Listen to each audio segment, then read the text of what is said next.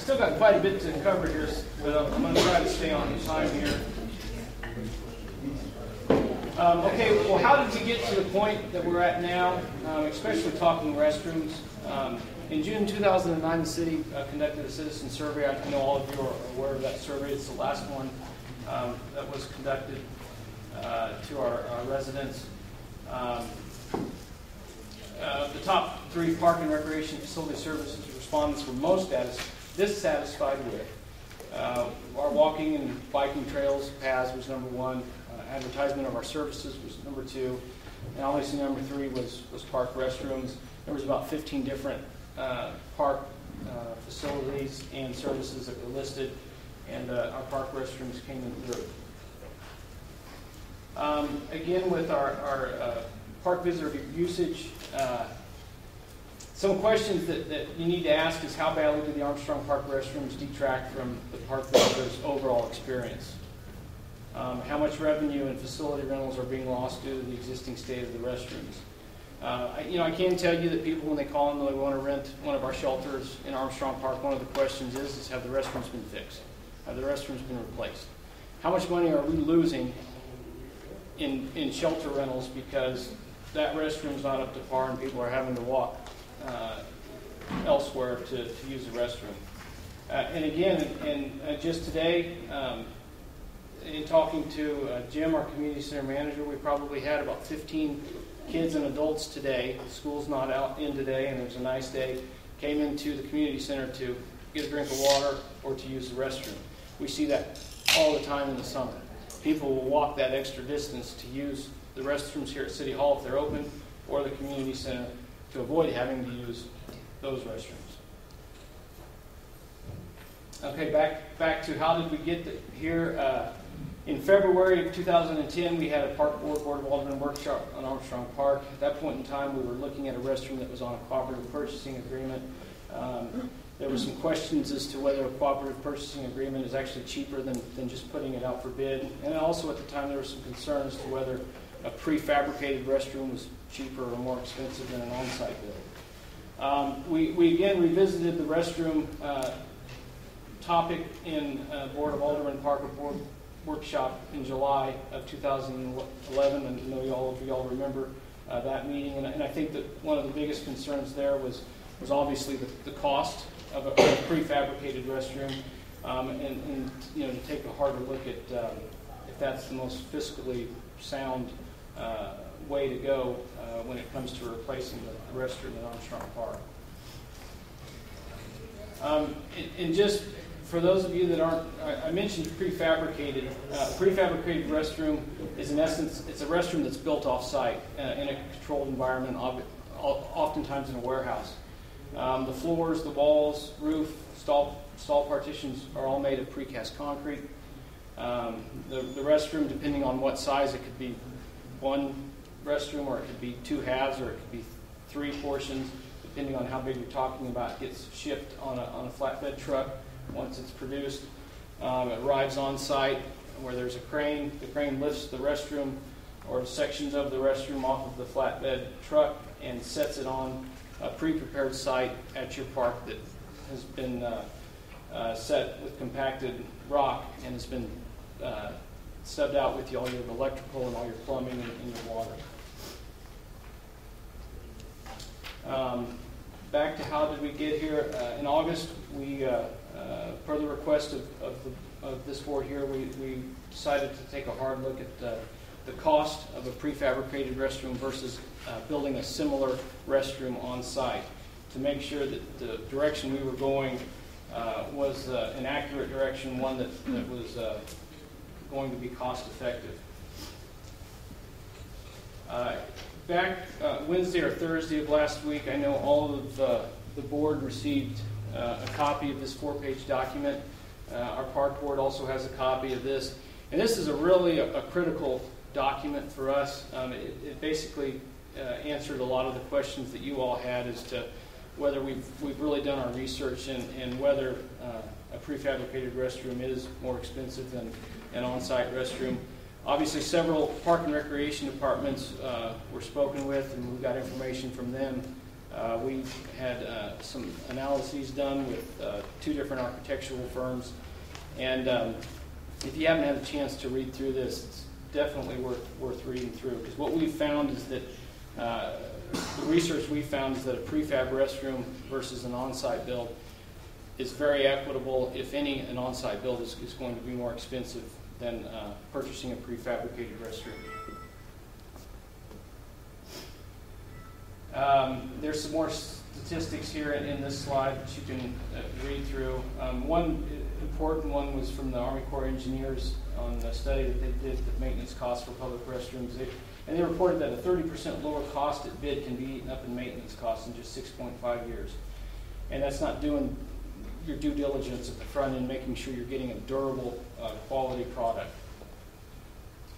And what we found in talking to other park and rec departments is you know, a lot of them are moving to the prefabricated restroom as the model for their new restrooms. They're moving away from the site build. Again, as part of our research, we wanted to look at both. As far as from a construction standpoint for prefab, again, I mentioned it's constructed in a controlled environment. You know, these people build these same models of restrooms day after day. A lot of the kinks, the problems, the errors in a restroom like this are worked out by now, which you may not see having an on-site build. This is something that they do in an assembly line fashion, and so they've got it right. They've got their system down. Both the facility and fixtures are built to last, obviously, with concrete walls, floors, roofs, partitions, stainless steel components, things that aren't going to burn, that aren't going to get infested with bugs, that aren't going to be able to get carved into with a sharp object.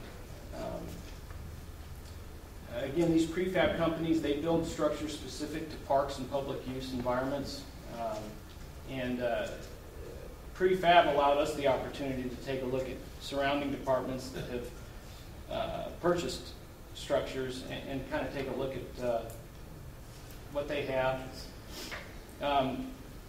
This specific one, and I believe it's in the handouts that I provided you, might be able to see it a little bit better. I actually got to witness this install. This is a restroom through a public restroom company. It's a prefab restroom. And it kind of gives you an idea of how it's transported and how it's lifted up off of the flatbed. This specific restroom is a little bit tinier than what we're looking at, and it was a specific restroom for their spray ground in John Anderson Park.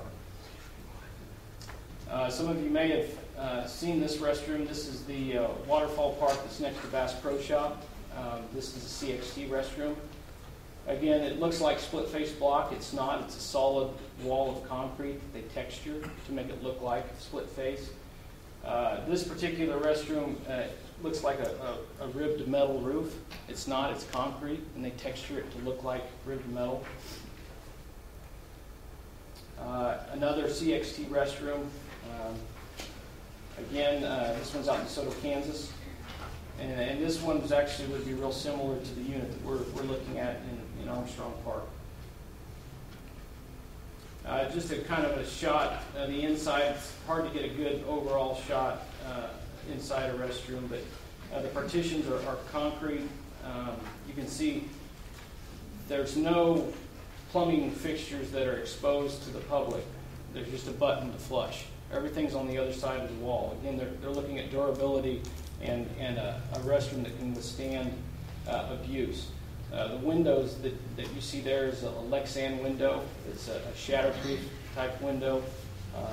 The covers on their light fixtures have a shatterproof cover. Everything that they sink into this is to save park and rec departments long term in repairs due to abuse and vandalism. As far as timing and efficiency, obviously with the prefab route, that's less time staff are spending coordinating with an architect and the draft and the design. As part of the cost of a prefab restroom, that cost of design is wrapped into that.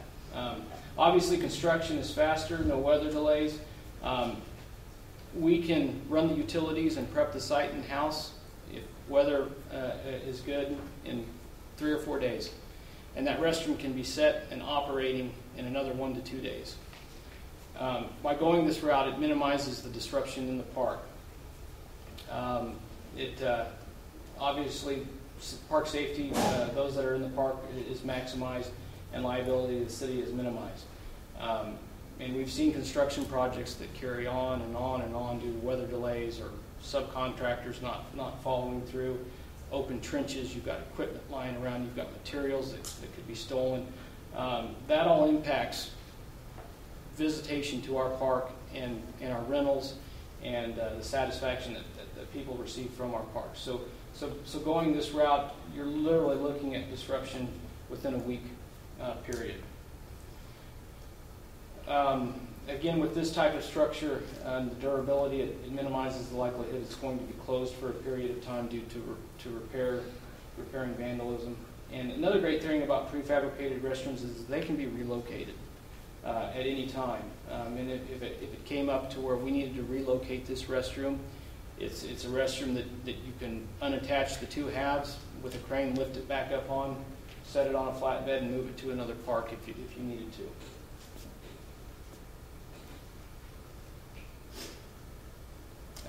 Another thing that is important to note is the ability to withstand severe weather.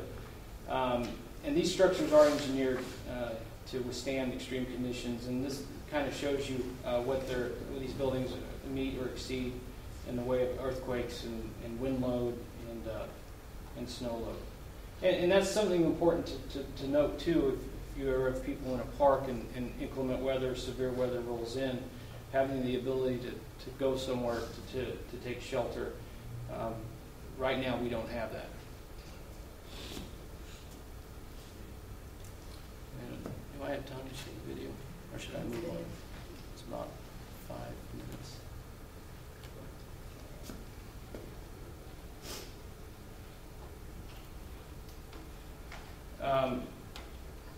This is a video of a restroom in Joplin. Myself and staff were at a conference in this past March, and I didn't actually attend this class. My park maintenance supervisor, Jerry, who's with us, did and listened to this presentation. Again, this is a restroom in Joplin. The director of Joplin Parks and Recreation is there presenting. This is a site-built restroom made of cinder block, not a prefabricated unit.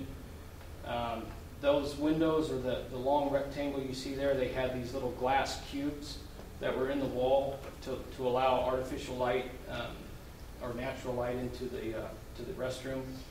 And from what I heard, when the tornado hit, those cubes basically exploded and were embedded into these metal partition doors with glass and into the wall and so forth. And you can see in the interior wall how the interior wall was compromised and basically buckled in. They showed some previous pictures of the roof. Good portions of the roof was ripped off the top. The roof is made of wood with asphalt shingles.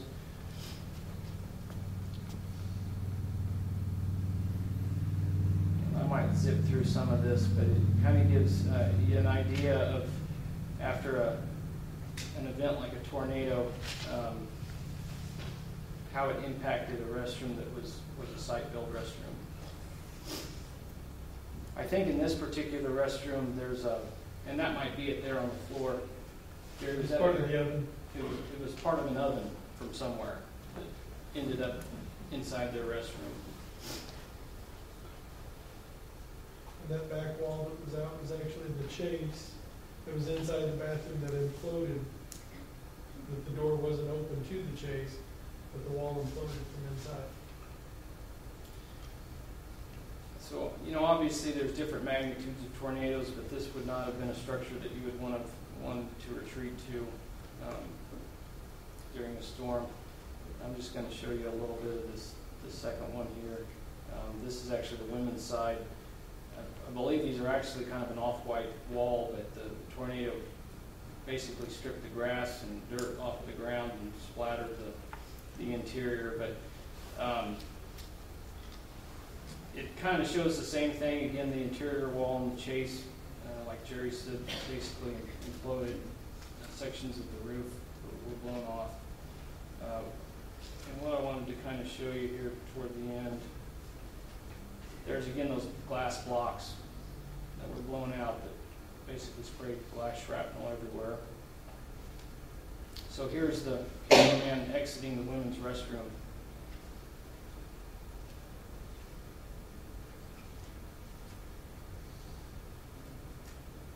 Does that building look familiar?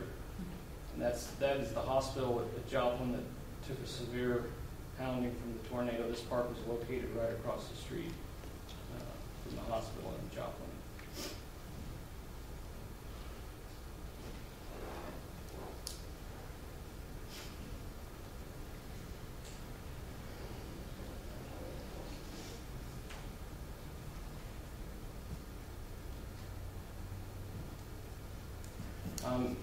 Just real quickly, let me kind of try to finish this up. Again, we talked about us researching other park and rec departments that have built restrooms within the last 1 to 3 years.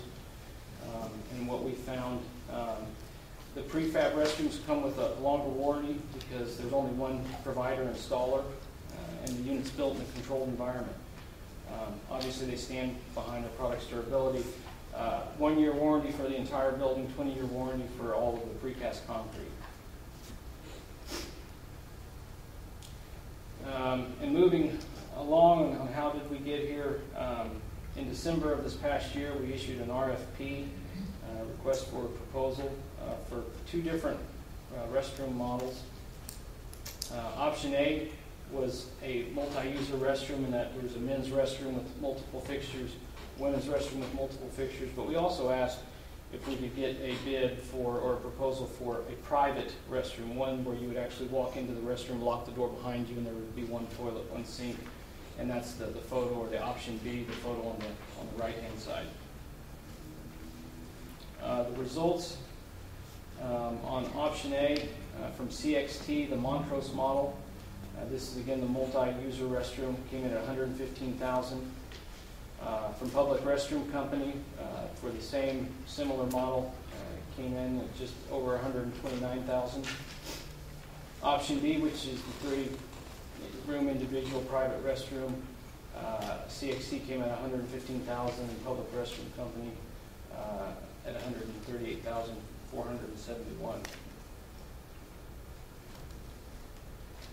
And this is the model that we're looking at, we want to move forward with. This is the model that was displayed out in Armstrong Park.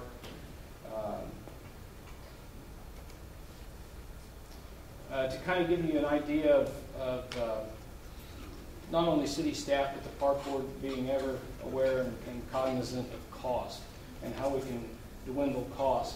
When we approached the board back in July of 2011, again, our initial cost estimates based off of some informal bids from prefab restroom companies, but also from architectural firms for the restroom we wanted were upwards of up to $151,000 to $159,000. We had a decision in that which restroom do we feel meets the needs of Armstrong Park, and then moving forward to go out for bid, because obviously going out for bid takes time and money. So we put together an RFP and went out for bid for a prefab restroom. We did have two bidders come back, CXT and Public Restroom Company. For option A and option B, you can see the price range between the two. These were the numbers reflected in the previous slide. And then the park board probably had 3 or 4 different meetings just talking about restrooms, talking about the 2 different options, which is going to fit and work best with Armstrong Park. But not only that, what are some of the things that we can take off of the restroom as far as options and accessories to try to save as much money as possible? One of those was moving from stainless steel fixtures to porcelain. Another item that they looked at was taking off some of the, like the toilet paper dispensers and the grab handles and some of the hardware that we can provide cheaper in-house. Another thing they have are magnetic locks that basically lock the restroom down at curfew and open it back up in the morning when the park opens, which is another thing that we took out. feeling that this restroom, where it's located, the security was not a big an issue. However, we did look at, instead of a barnwood texture, a split face block texture, which was a bit of an increase. We also looked at accelerated hand dryers versus your paper towel dispensers, which were also an increase. But it's these increases that we feel in the long run is going to save us money in maintenance and durability and supplies. So the final cost of the restroom through CXT is $112,500. There are some secondary costs involved that include utility connections, that's hooking up the water, the sewer, and electricity. Again, especially with electricity, we've had A&E Electrical come out and take a look and talk to the KCP&L.